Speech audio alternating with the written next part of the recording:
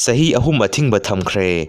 Saknairaba Lelaroi miyamgi oja tolhal amadi Hitler saba saugrakpam Hemanta amadi Laisram Tomba Chahi ahum Sumang Lela Fampakkaba yaroi haina lona Thingkhre lalhaurup manga G5 na athingba thamkhre.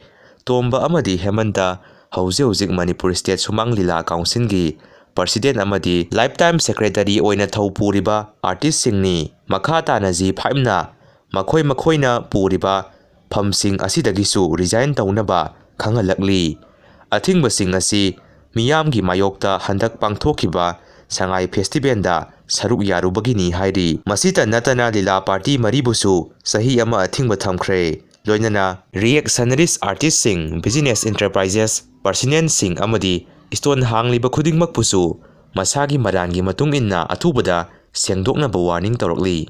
Sangai Festival da saruk yaba lila kangbu amasung ataida ki halakpagi mayokta district manga da case manga lokhatle ahum phare hairi police. IDP amadi kokomi gi numit kunthani gi yumda hanjil halu haiba khongjang makha tana chathari. Gawati dagi Manipur phawbul lakpada security pirakle phare piraktre phare nupi lan mamang phawda Manipuri yorolagani. Malem thongam miyam amasung IDP gi akanba khongjang dagi lanjilakpa sing hanjin hanba haure. Leimaram High School Relief Camp da Leirakpa IDP Sani ga yankhai taret waroi singda hanjil hankhre.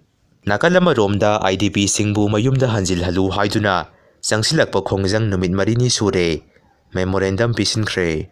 Yungba loiba kuidriba Indo-Myanmar border gi fencing kakthalamle hairi.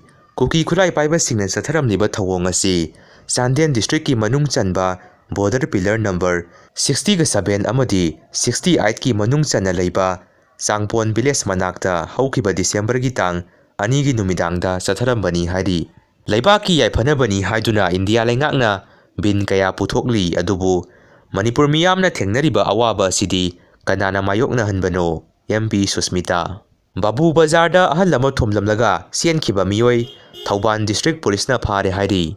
Miyamna nungnangba phongdoknarakpadagi mobile handset singda cyber security app install tawhananaba thaurang handokkhre. Indigo gi staff watpadagi flight chahum henna cancel tawkhre.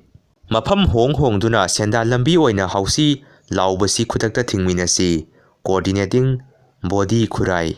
Pak sanna popi tharakpa laingaki ayaba yaudana lambi semjilakpagi matangda tribe council na PM da wakatkre.